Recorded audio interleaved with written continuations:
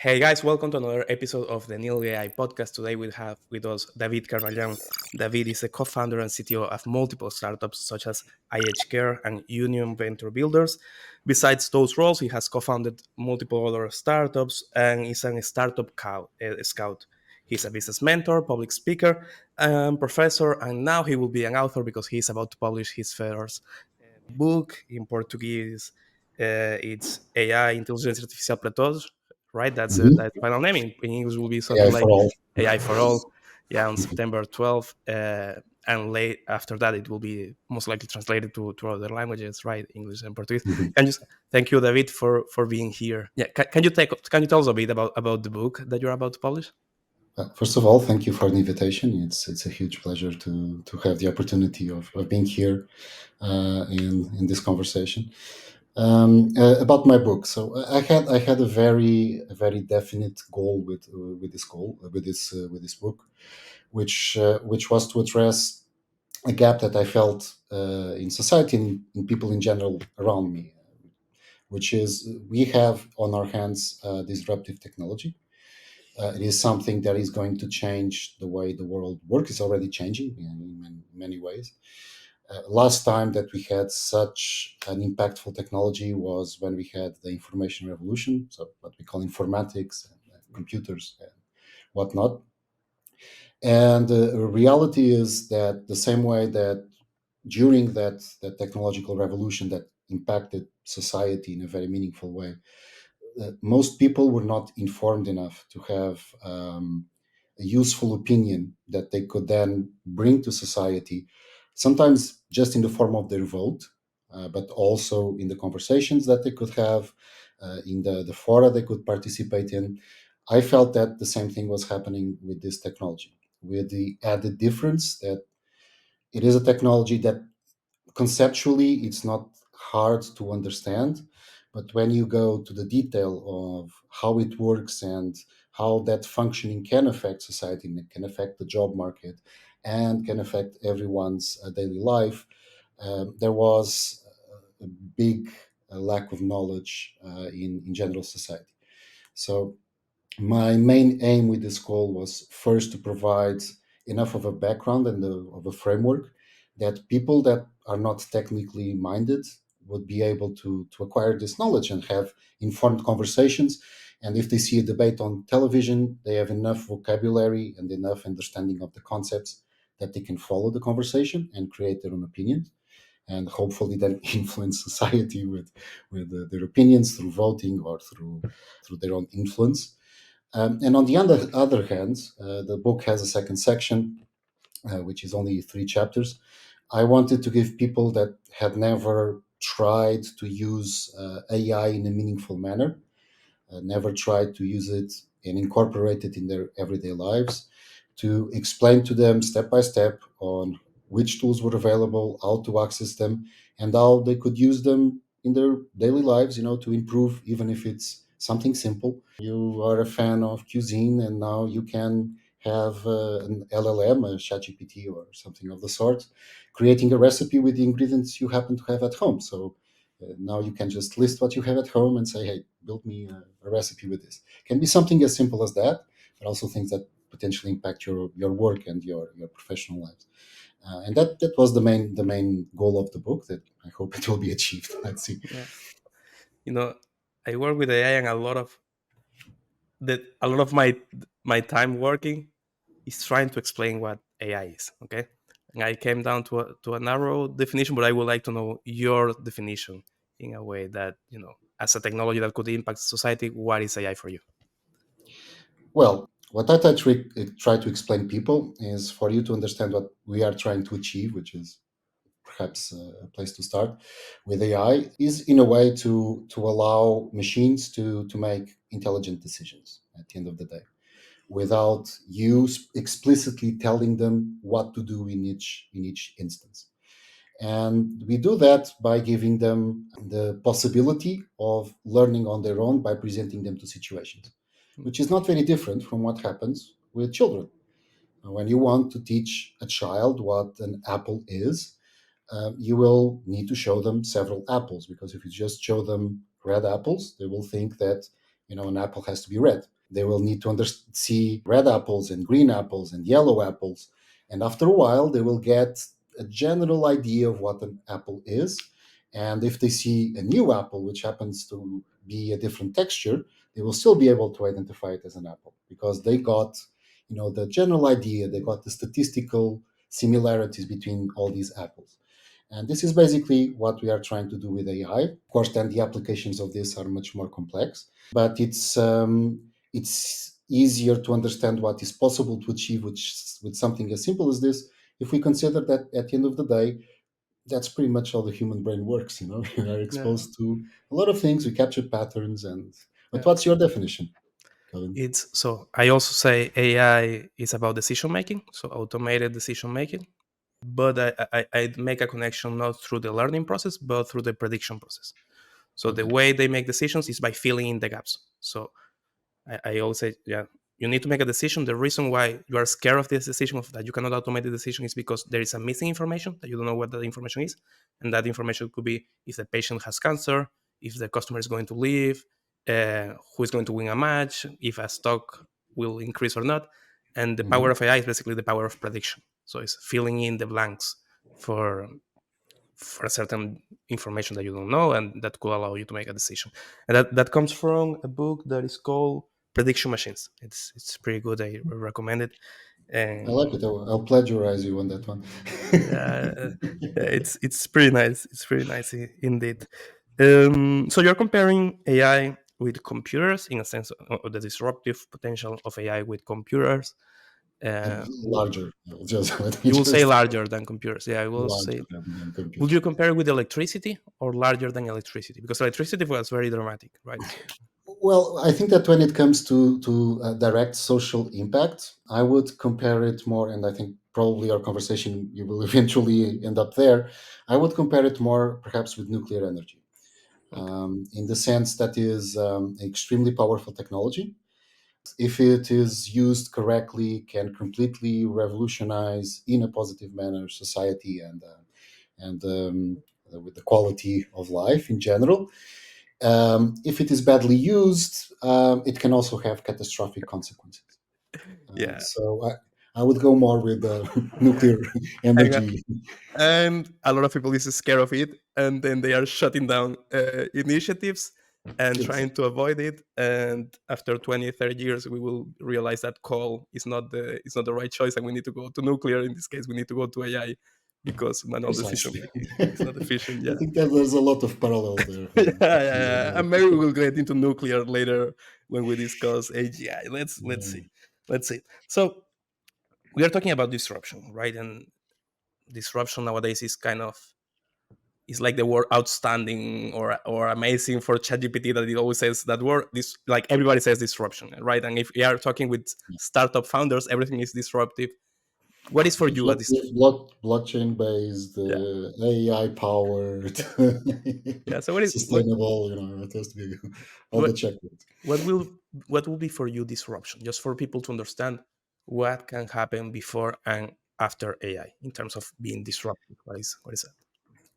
Okay, so the way I see things is if you look at every major technology since the industrial revolution and including the industrial revolution, what you've been looking at is basically an attempt to automate human labor. You start with industrial revolution, in which now you have industrial machines that can basically replicate human labor in the physical world, so create parts, things that you can touch in much larger quantities than a human being could on his or her own.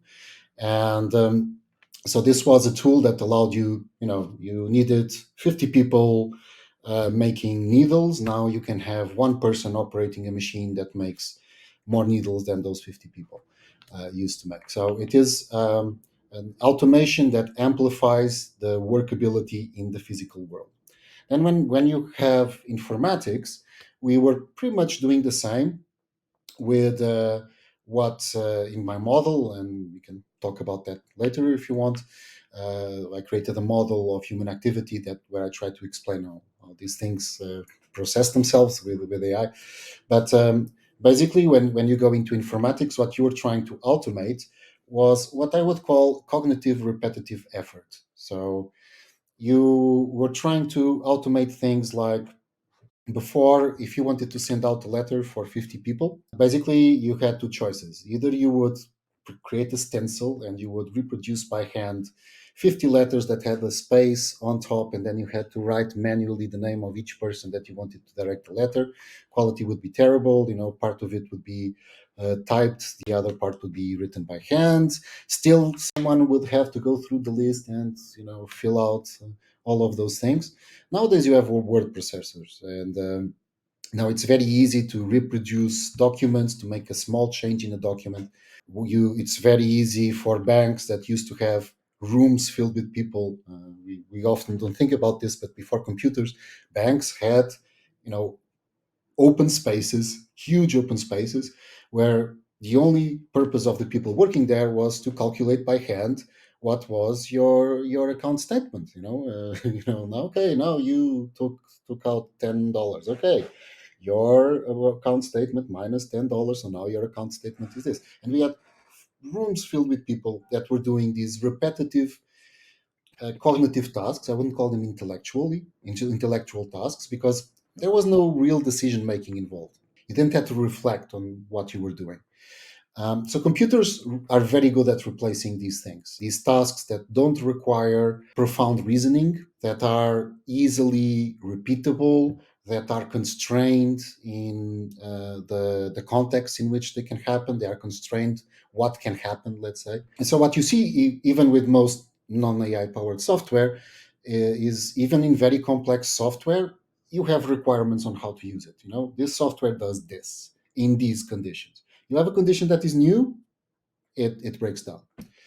So what AI is bringing is the ability to give the next step. And the next step is not only decisions that require higher reasoning, that require responding, as you mentioned earlier in the prediction, in your prediction definition, allows you to fill in the gaps in situations that they were not trained for that precise situation, but situation resembles enough other situations that allows it to make a decision. And that is the realm of, let's say, higher human cognitive abilities that up until now they were just not possible to automate in a efficient manner. I mean, you could automate some of them if you created decision trees, very big decision trees, but at the end of the day, something new comes up, something that is not very well defined within that framework, and the software doesn't work or gives wrong answers. So this technology allows to do this and allows to do more. It allows to create a type of prediction, which is generating things, creating new text, creating new images, creating new music, which again is something that we recognize as being a higher cognitive function of the human being. So if you look at this, and as I do in my model, like several layers that we are going, from physical repetitive work, cognitive repetitive work, now we have decision making going there, now we have creation, creativity. What you start seeing is that what skill does the human being have really that is not possible to define under these steps that I just said? What can we do that is not actions in physical world, that is not cognitive repetitive effort, that is not higher decision making, that is not creation? So if you look at it, everything that we consider as human activity can be basically assigned to one of these levels, or perhaps sometimes in between two of these levels. So this technology has the potential of replacing human beings. I wouldn't say in all, for sure, won't be in all activities, but the same way that informatics allowed automation to come into um, this information space, we are now have a technology that allows automation to come into the decision making space and into the creation space. And given that that is pretty much all that we can do, a big question will arise with where do we go next. So, and that's one of the topics of my book, by the way. Yeah, I find interesting your framework because it shows how technology has typically evolved from the bottom up on this cognitive layer, let's say, manual Hmm. work, cognitive work, not intellectual, and then how AI is now attacking human skills, not bottom up but top down from creativity. And I think it's even right now the state of the art is better on creativity than on decision making because AI is not that good still at judgment, so at putting weights on parameters, which is the third layer that you will address there, and Yeah. that's just typical examples like if you are driving a self-driving car, if a self-driving car is driving and it has to hit an elder or a young person who should the car, so that type of judgment AI is not good at it yet, but it's very good at creativity. So it seems like we as humans are being squeezed in a sandwich, right, Yeah, yeah, yeah, where exactly. creativity is left to AI, the bottom layers are left to automations and robotics, let's say. Hmm.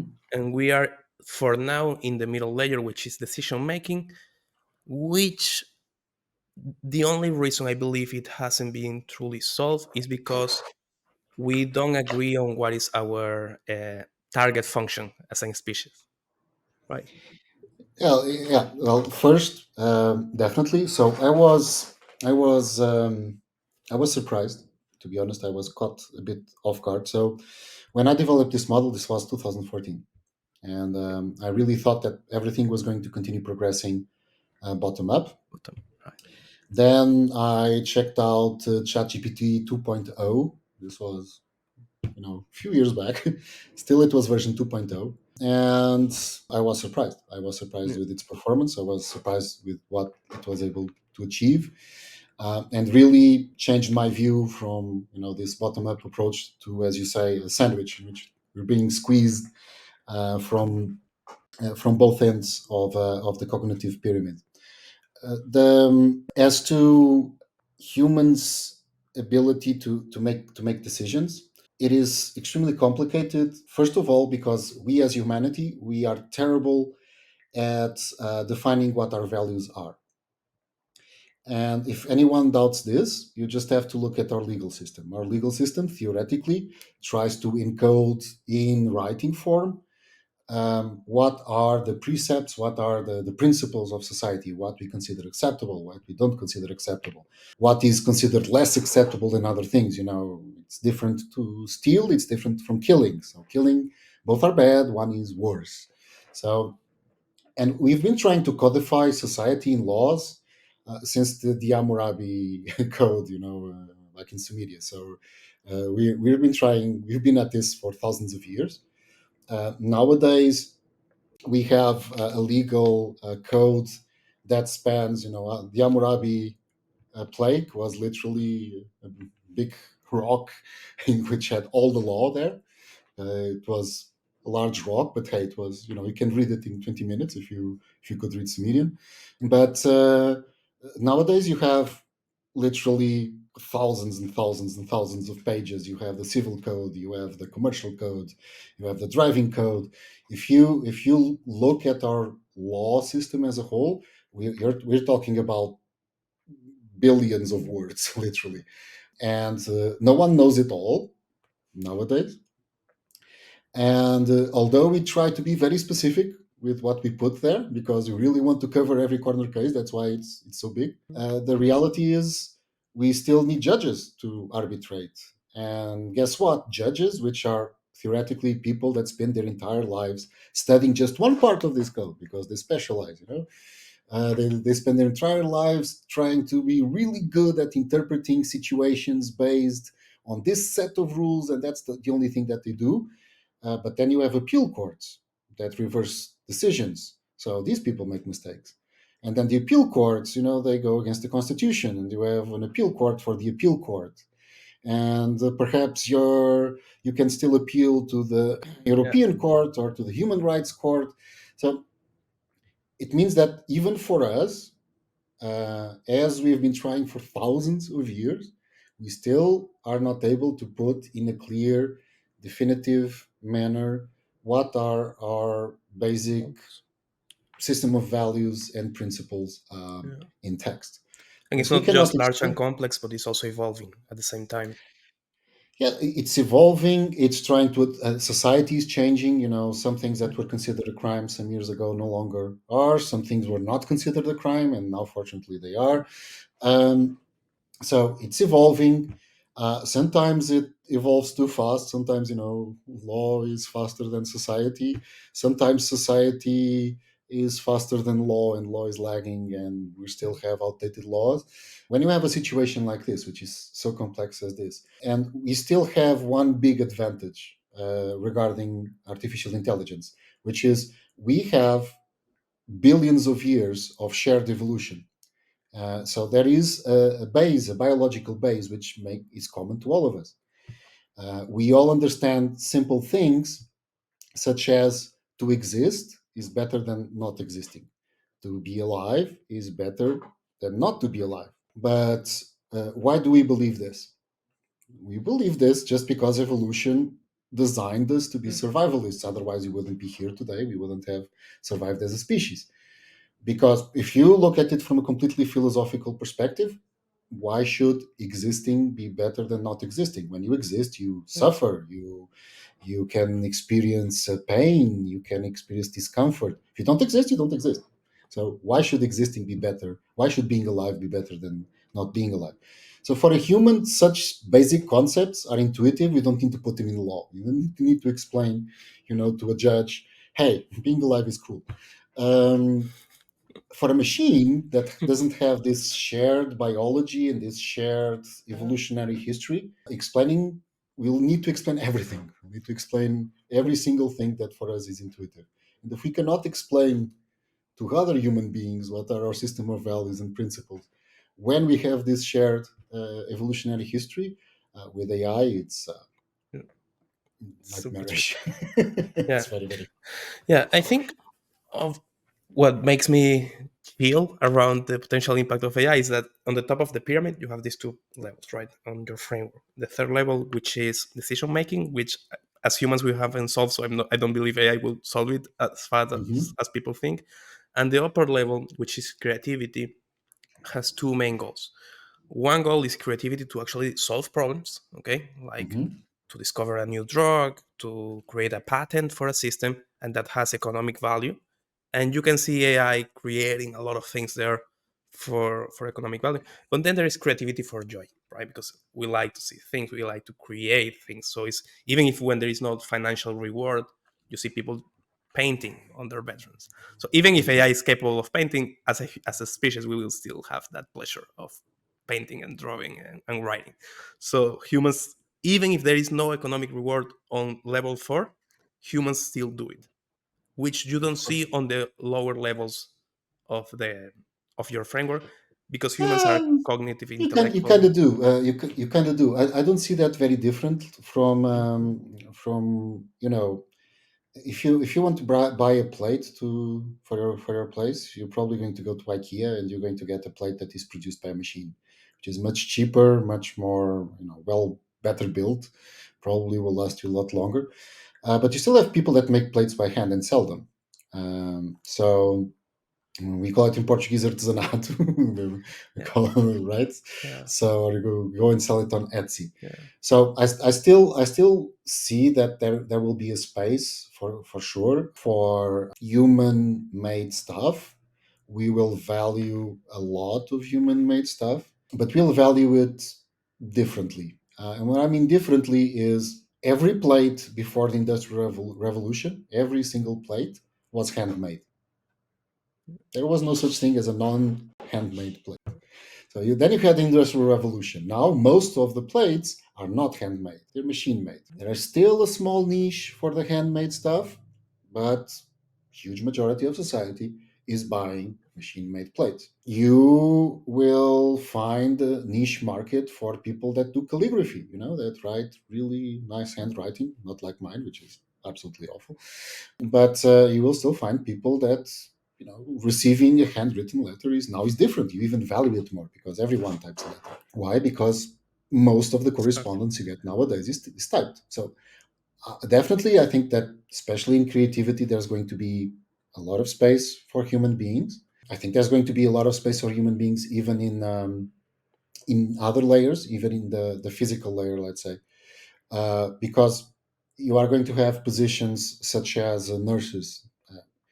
You may automate a lot of things in a hospital. It's much easier to automate a medical doctor than to automate a nurse, Yeah. because your diagnostic may be made by a machine, but you want someone that is taking care of you, that is Yeah. talking to you, that is asking if you're okay, that is touching you, someone that you can smell. You are going to have a lot of restaurants that are going to be completely automated. You are seeing that. The other day I had this great experience, by the way, with my child. We went to the McDonald's, and I arrived there. Restaurant was open, and the lady said, "Hey, we're closed." "Why are you closed?" "Oh, because the self-service kiosks are not working." So they already don't have enough people in the restaurant to keep the restaurant running if they don't have a self-service kiosk running. So we're going to start seeing these little introductions, and a lot of restaurants will be having robotic servants, as you already have those, kitten-like things you have in sushi restaurants that are delivering things around. But if you are going to a really nice restaurant, you want to talk to a waiter. You want to talk to another human being.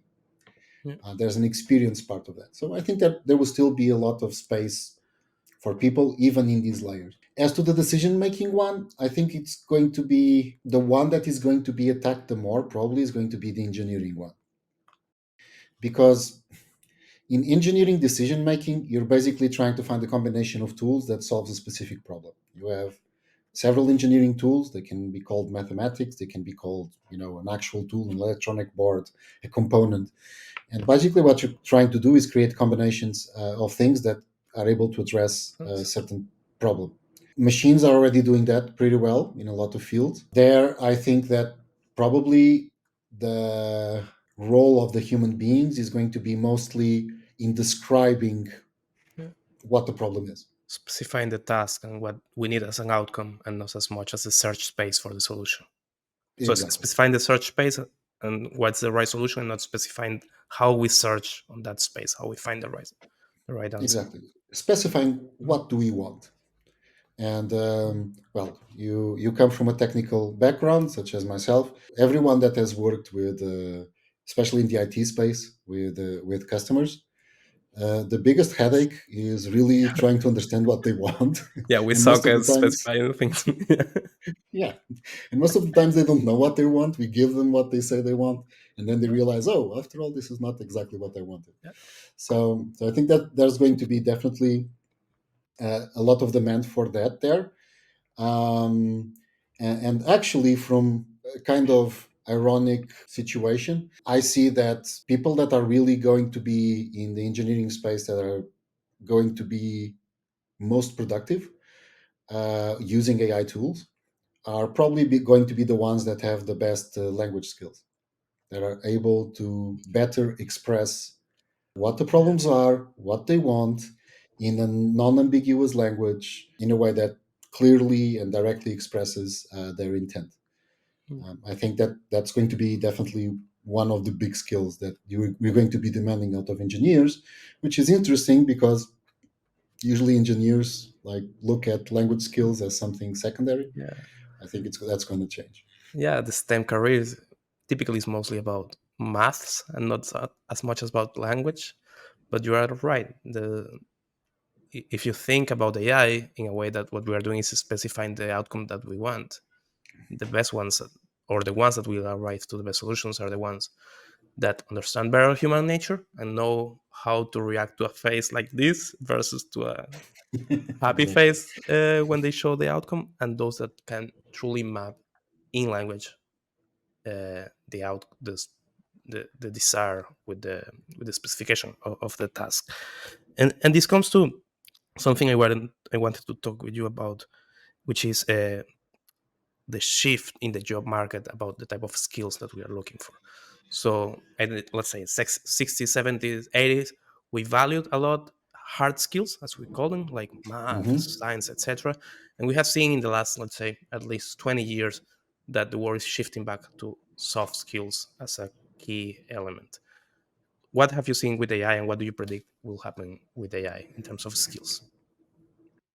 Well, I think that again, most of the skills themselves, we are not going to experience a huge lot of change in that aspect. I think that less than informatics, because in informatics, what happened was, okay, there's a component that you really need hard skills, but let's face it, you look at the US job market, and all new, like less than 5% of the economy are new jobs.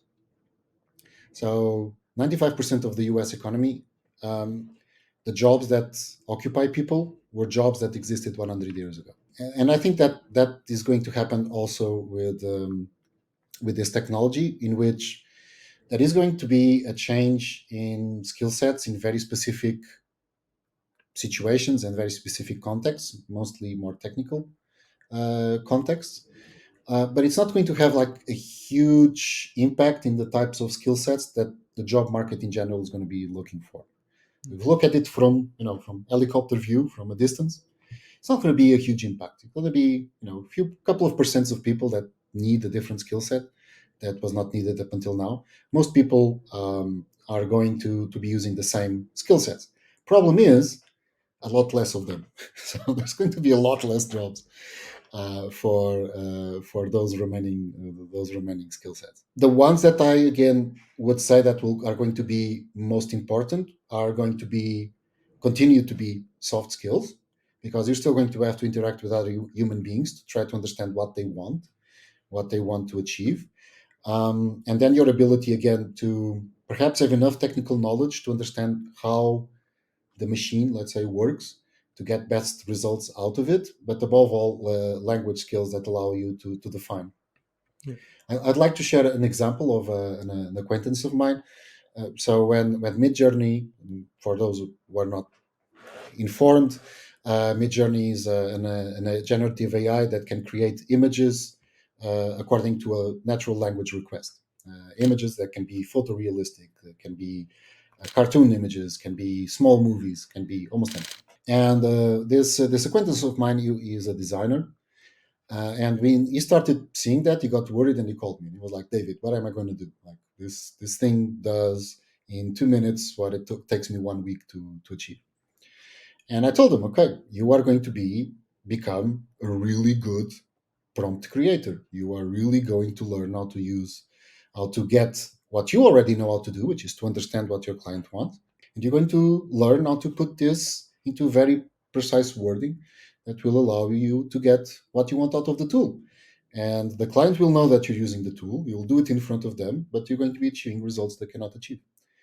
And that's what he did. He became a prompt engineer, as we call it now. He's a very good one at it. Of course, he needs to know enough design to know the language of design, to know how to describe what he wants to see visually. He needs to understand enough of the client to understand what the client really wants. And then he's in between making this interface.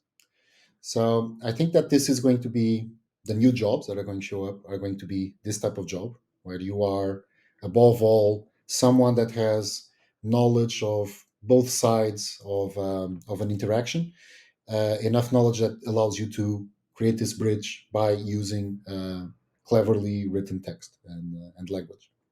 Yeah. And so I think that's going to be the, let's say, Yeah. the new skill set. Yeah. And I will say, in terms of new skills, because of new jobs, I don't believe we will create a vast amount of new jobs. Although, if we compare it with electricity, before and after electricity, there is a huge Yeah, diversity of yeah, number of jobs, but not so much with computers.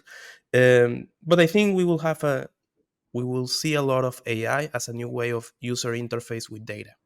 The same way that we had to transition from a keyboard into a touchscreen, and you see that elder generations are not as used to a touchscreen as the kids, right? As babies that hmm now can easily use a touchscreen to interact with computers. Now we will see a lot of conversational interfaces with computers, with data, with information uh, as a whole. So. and that will touch everybody. Like everybody will be, I believe, will need to be able to interact with computers in this way.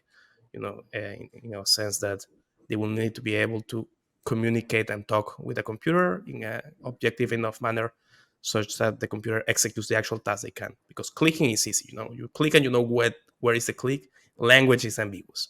Okay.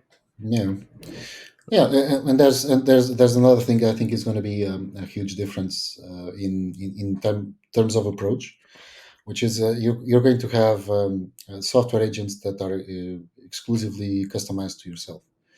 A lot of the problems that you have even with communicating with the machine is that the machine does not know your context.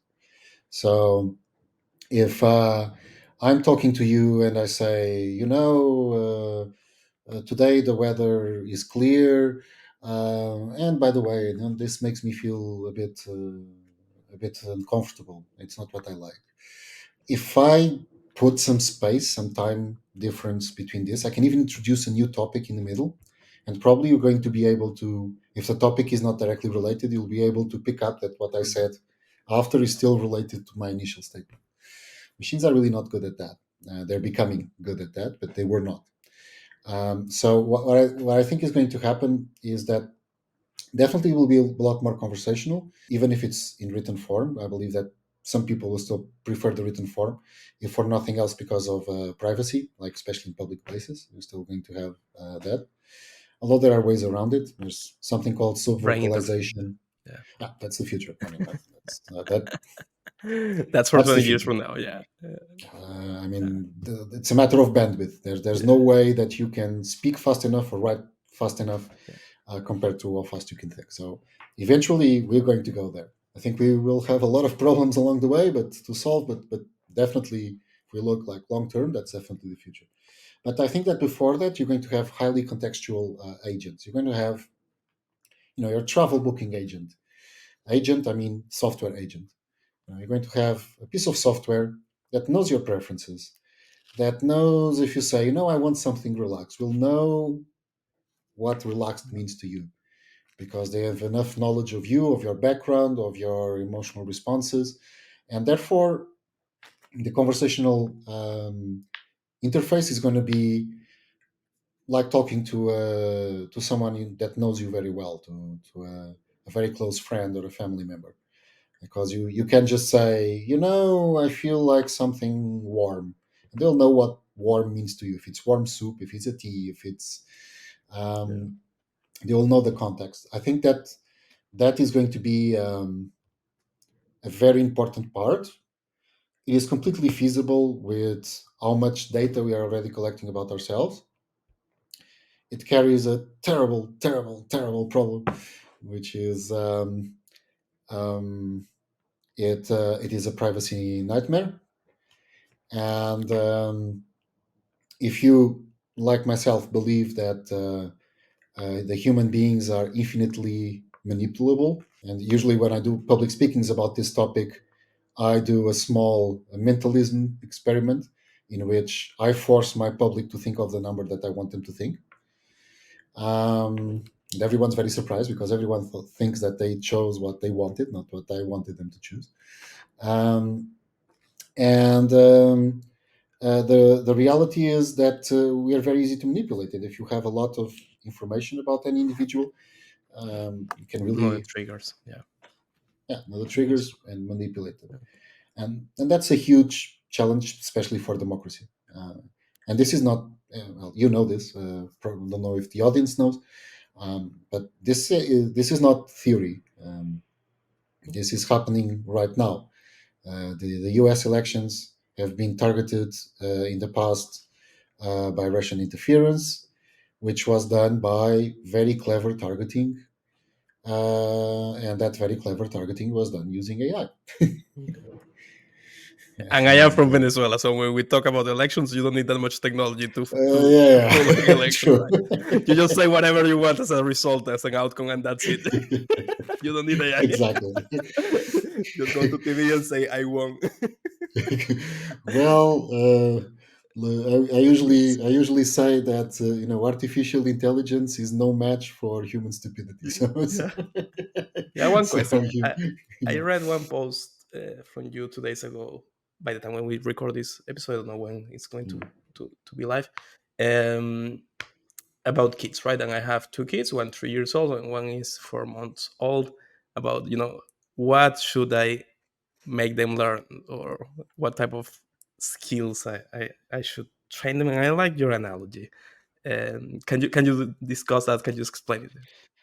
Of course, of course. Well, first, let me tell you that, as you can see, I already have a few white hairs. Once your kids reach their teen years, you're also going to get some, so get ready for that. I already have one. Mine. The other day I found the first one. Yeah, wait until they go over the age of 12. Like, you're Okay. completely new problem space. Yeah. I've been asked many times what advice you should give children regarding the future of jobs. And well, for me, it's a very hard answer to give because it's a very high stakes answer. It's Yeah. basically you're advising something that can really be very impactful to someone's future, and I take that very seriously. And for that reason, usually what I say is, hey, I cannot predict what the future is going to be like. Um, you know, it's very like they usually say, it's very hard to make predictions, especially about the future. It's so no one can really tell. Everything that we've been talking about here are is informed speculation. Yeah. It is worth whatever it's worth. But when I'm faced with such a question, the only thing I can do is basically give people tools to make their own decisions. And what I try to explain to them is, if we look at biological history, not when now we went from human history to biological history, what we observe is that evolution tends to favor specialization whenever you have very stable conditions. So if you look at the history of life on Earth, we had periods of large development of life in which life diversified into a lot of very specialist species that occupied a very small ecological niche, and they were the best at fishing that specific type of fish and whatnot. And then you had extinction periods in which 90% of these species would die off.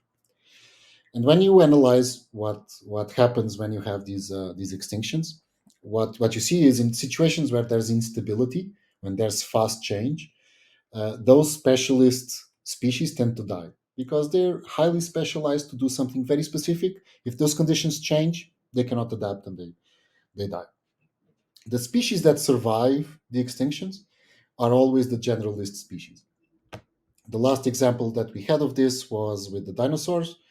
Um, that when we were hit by meteorites that created the Gulf of Mexico, basically all of the large fauna died. So all the dinosaurs died. We got really nice fossils of them, and the ones that came on top after that were above all mammals, because they were small furry creatures that could keep their own temperature. They could live in cold environments, they can live in hot environments because they can sweat. They can eat anything. They're small, so they're highly adaptable. They don't need to eat a lot. They can eat that stuff, and there's a lot of that stuff around because there's an extinction going on. And the mammals became the dominant species in not the species genus Mm. on Earth. So in a situation like we are experiencing now, I think there's a lot of analogies that you can derive. We're coming from a situation in which you had relative stability, and therefore you had a lot of specialization. You look at the job market, or you look at higher university courses, and you will see that we created these functions which are highly specialized. When I was when I studied electronics, which was my basic training, I studied electronics, and electronics could do from high power to telecommunications to computers. Now you have electronics and computers. Now you have electronics and telecommunications just for telecommunications. Now you have computer networks. Now you have, Or so you we have sp- AI we are now we as a bachelor, even. yeah, and now AI. So we've had this period in which people were specializing a lot, And of course, what I think is going to happen is that people that are highly specialized, they're going to be more vulnerable to this environment where everything is changing. So my advice usually is to try to give your children the broadest skill set possible. So let them learn math, languages, mathematics, engineering, physics, sports, music. Get them versed in several topics. Promote that they are fast to learn, that they can learn new stuff, and they like it, especially if it's possible. And promote that they are very aware of their environment and they are able to acquire skills in order to react to their environment. This is basically what the humanist education system was trying to achieve. I think that nowadays we've been doing the contrary, the opposite. Yeah. We've been creating this highly specialized in which we tell kids, hey, you're studying to be an artist. Why are you studying math? Like, that is not useful for you. You're going to be an engineer. Why should you be writing short stories? And we should reverse that. We should make our kids highly adaptable. And if they are so, whatever the future brings, they'll find a way. Yeah. Let's assume a future where we get AGI, where we get artificial general intelligence. I'm not that optimistic that we will get there, but let's assume Yeah. we get there. How do you envision that world? Whew. That's a can of worms. That's another episode. Okay, Yeah. so there's a lot of aspects to that, and I'll try to focus perhaps on the ones I consider most salient. So, first, we are never going to have an AGI which is as smart as a human being. And this is perhaps, in my opinion, one of the biggest misconceptions of people who are not working in this field is this belief that one day we are going to have an artificial intelligence that is just as smart as a human being. No, it will never happen. And it will never happen for a very simple reason. Because the day that you have an AI which is as smart as a human being, it will be automatically 1,000 times smarter than a human being. Because I'm limited in my learning ability to my reading speed, to my listening speed. And that AI, because it's running in a computer, won't have that limitation. I have limitation on how fast I can type, how fast I can speak, and AI will not have that limitation. I have a limitation on how much I can know, and AI will have access to the entire internet at the milliseconds time span. So if you take digital AI version of David and you put it here next to me, and from a cognitive capacity standpoint, it is as smart as I am in terms of reasoning. It will already be automatically a lot smarter than I, because you can ask it anything, it knows everything. And whenever it's analyzing information, it will be analyzing the entire scope of information. It will not have to learn; it will already know everything because it's just on its memory. It's just on accessible on the internet. So we are going to jump from, if we reach it, we are going to jump from an AI that is doing a lot of cool stuff, but is clearly not, general intelligence, no, really not at the human level, to something which is, oh my fucking God, what is this? This is God. This is a lot superior to us. When that happens, then we have a whole new set of problems, which is, let us consider the best scenario. The best scenario is we are actually, this AI is highly benevolent. So we were able, some way or form, to solve all the issues that we have in communicating our values and blah, blah, blah. And this is actually extremely benign AI. And this AI actually starts making the world better for everyone. If the objective of this AI is to make everyone happier and healthier and live longer, more fulfilling lives, and it's achieving that result, it's actually being able to give us that, then that AI will fight back against being removed from positions of power. First, it will try to get to power so that they can make our lives better. And second, it will fight to stay there because if it is actually succeeding in making everyone's life better, by allowing itself to be removed would make our lives worse. So it will fight to stay there for our own good. It's for our own good. The problem is, if I want to make someone safer, the safest I can make someone, me as a human, the safest place I can put someone is inside a jail cell. Controlled conditions, they're not going anywhere, not exposed to disease, no communication with other human beings, and they're extremely safe and they lead miserable lives. So even if you have an AGI that is very benevolent, we could be creating something that is will be trying to take over the world and literally keep us as happy prisoners. That's the good scenario. Then you have the terrible scenario. The terrible scenario is the one that in which you have an AI that for some reason decides that we are expendable. Hey, haven't we done that with so many species? When you build a building, do you really concern yourself with the ant colony that is living in the place where you're building your building? Hey, you need to build a building. Damn the ant colony that is living there.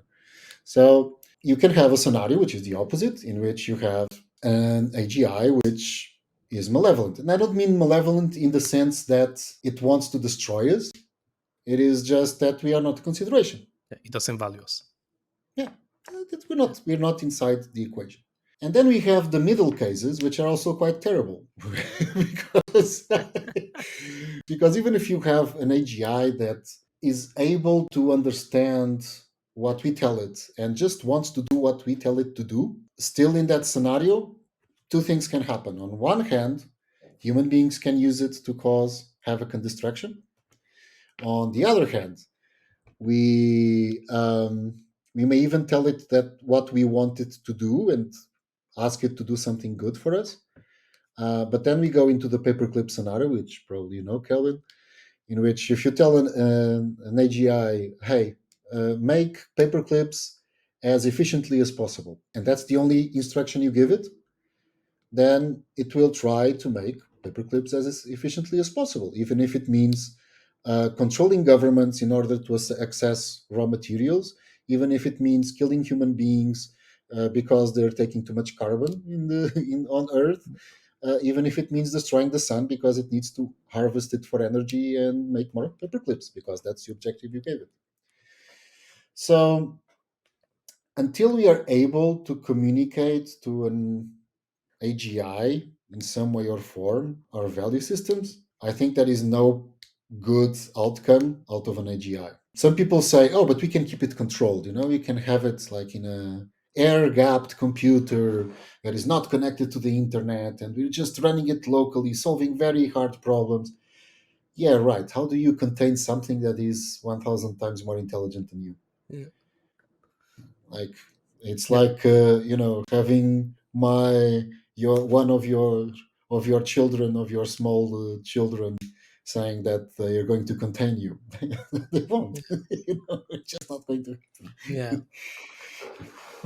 I found interesting that when I asked this thing about AGI to much to more to the vast majority of people, they talk about AGI in singular and not in plural. Like there will be one AGI that will be superior to all kind, and then that derives into like communism and this type of like UBI, like everybody will be just chilling on the beach because AI will be automating all jobs.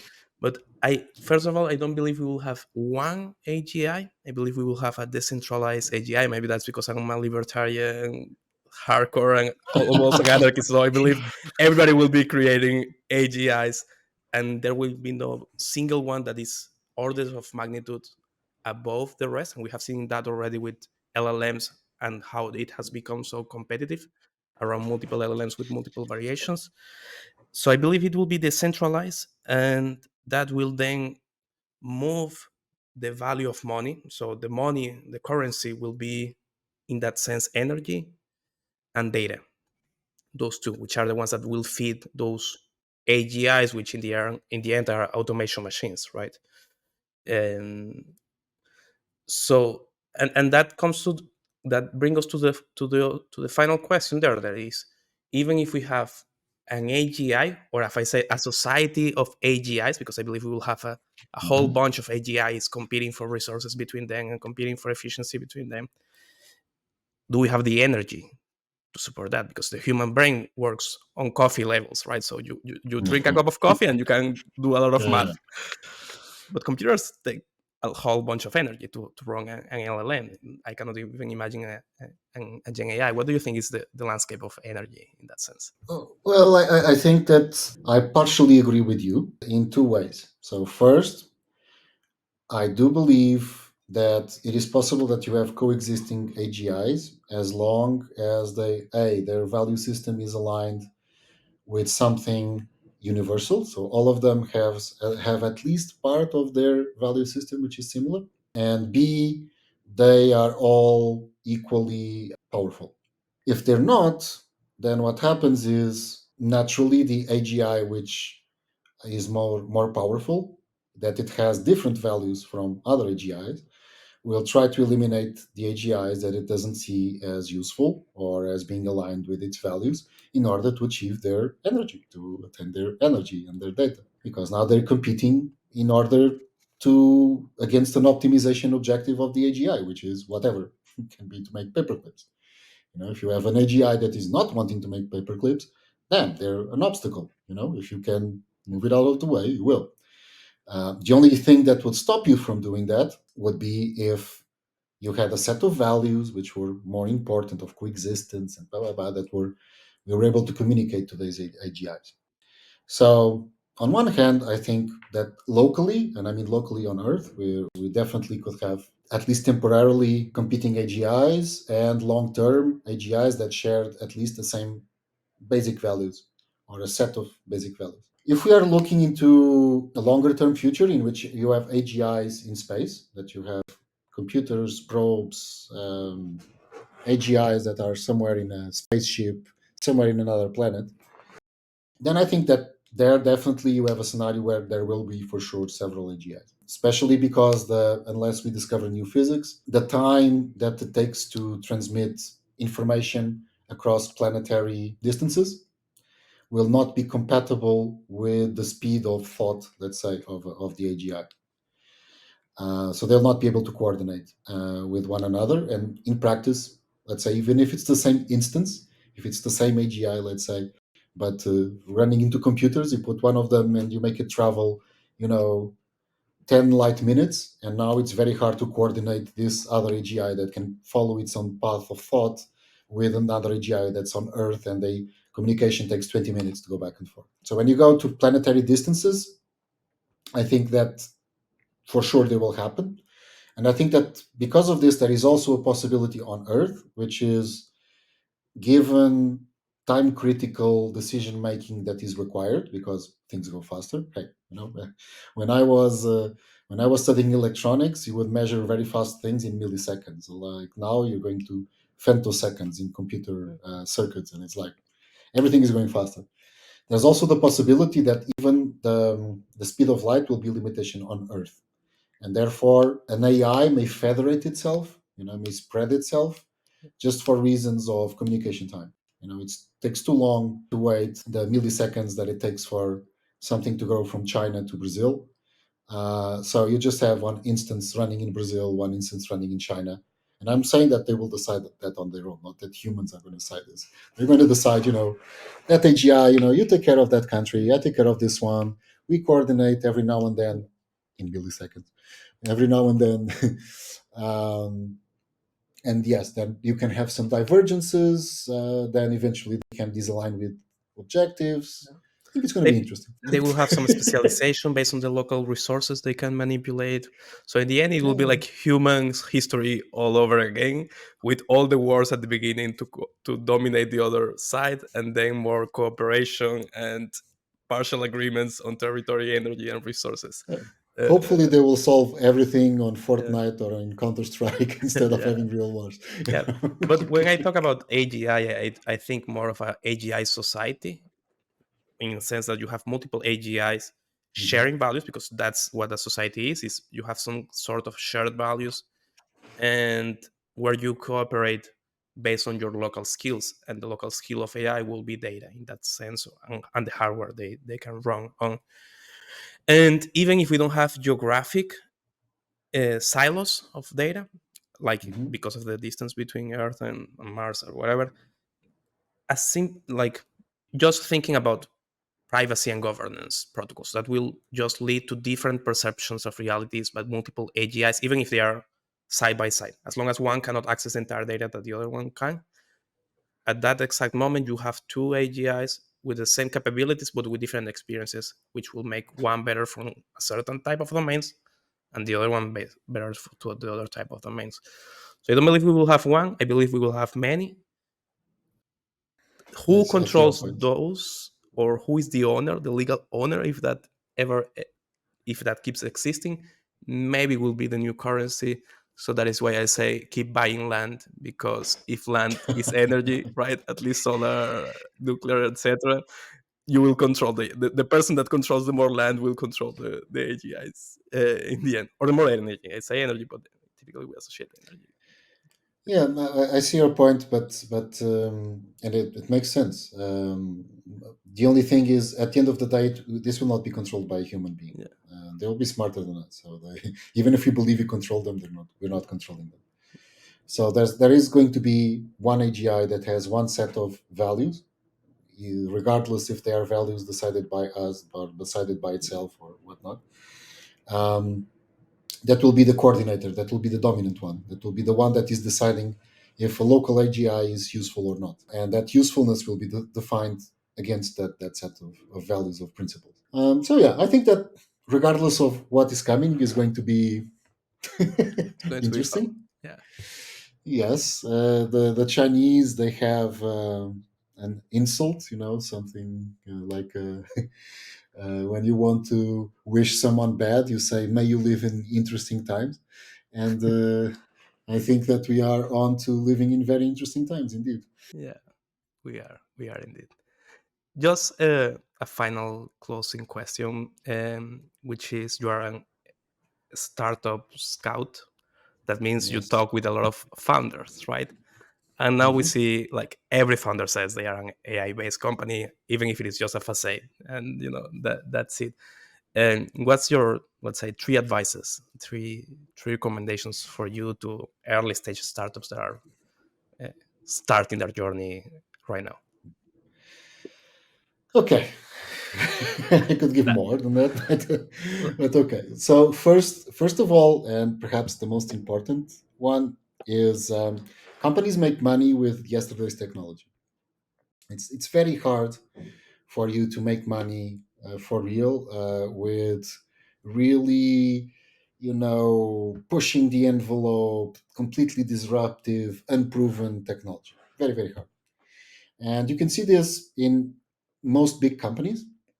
If you take the top ones, if you take, the Googles, the Metas, the Apples, the whatever, all of them were doing things that others were already doing. They just did it better. And, you already had smartphones, just that they sucked. Actually, my last smartphone before my first iPhone finished its life thrown against the wall because it crashed for the seventh time, and I got so frustrated, and I had poorer emotional control than I have today, and literally I broke it against the wall. So the iPhone was the first one that didn't suck.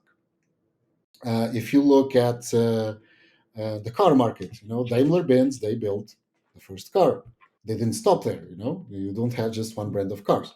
So you make the most money and you make the most impact, and startups make their best value usually by improving on something that already exists. The fact that it already exists shows you that there's a market there. It's a validated market. Cool. It's one of the hardest parts of the startup. It's done for you. Your competitors did that. Now go out and do something which is better, that provides more value. Not completely disruptive, not completely new, just better. So this is usually the first advice that I give, because a lot of times the reason why these words, some years ago was blockchain, a few years before, it was like sustainable, whatever. If you go back enough time, all TVs had to say electronic. Not that they had any electronics inside, just to say it was electronic. It was meant it was good.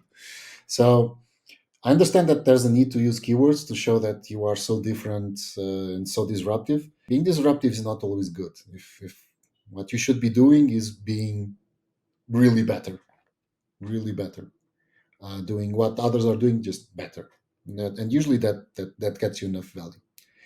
Second, that being said, AI is a great tool. So it's a great tool to do some things better. Just don't try to do everything better at the same time. So pick a problem space, look at the existing solutions. You want to build something with AI, look at a specific step, look at a very specific problem in using that solution or in delivering value with that solution that you could improve by adding AI. Can be sometimes something extremely simple. It's just one step, one decision, one less decision that you need to make. Um, a great example that hey, I'm not advertising here, but it's just an app that I use a lot in my work.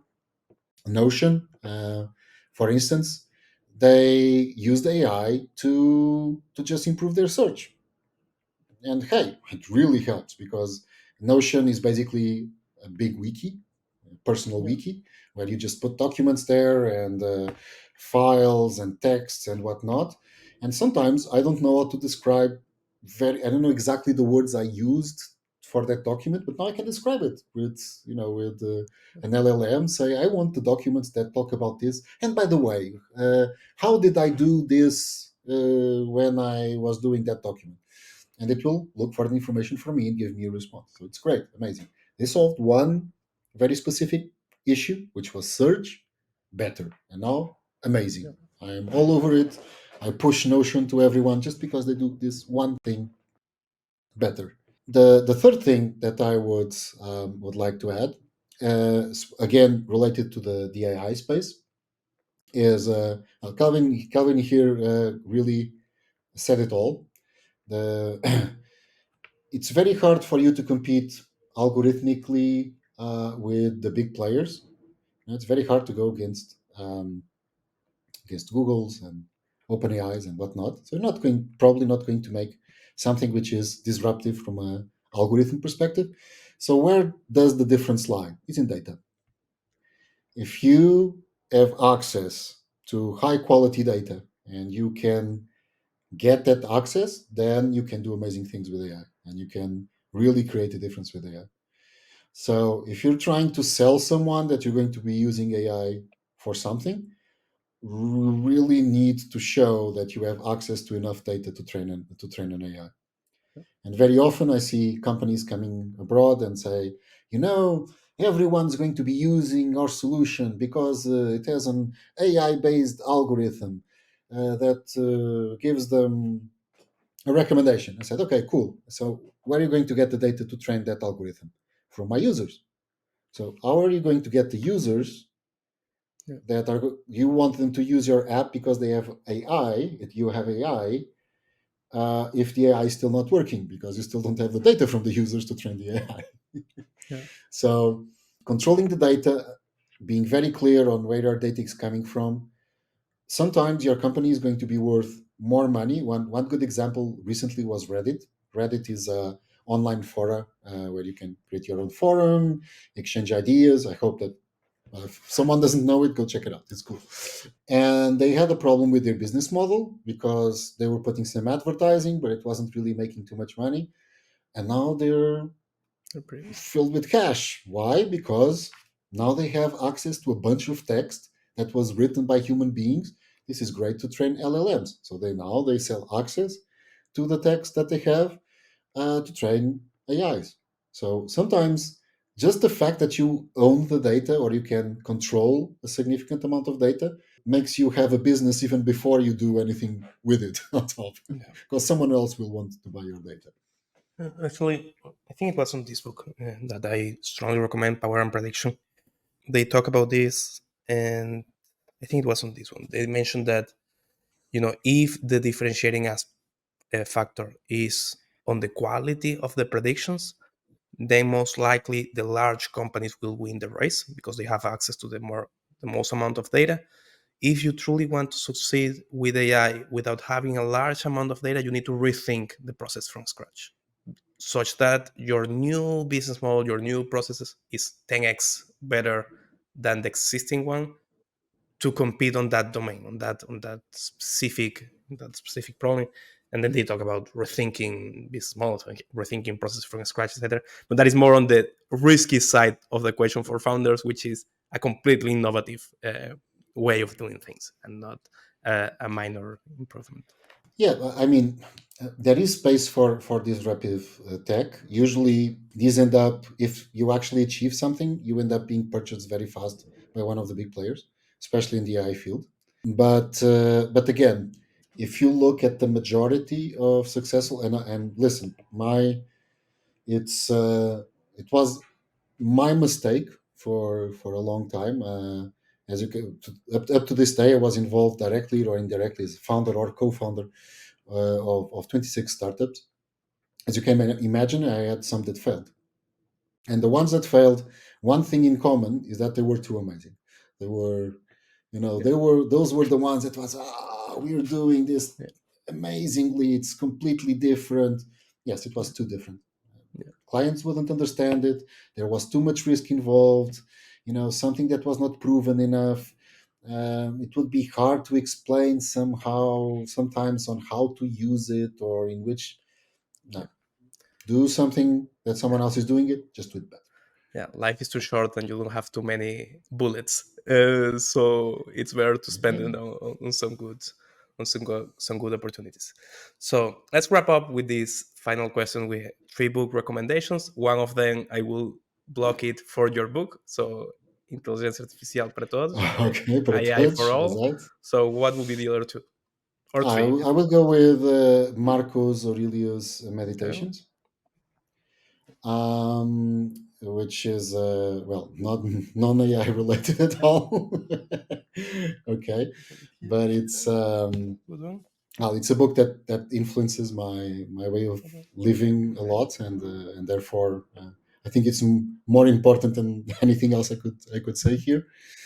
And in terms of, I would say technology in general, and to understand how things are progressing. I don't recall the name of the author. It's Where is My Flying Car? Okay. Where's my flying car? Uh, let me. I'll just search it here.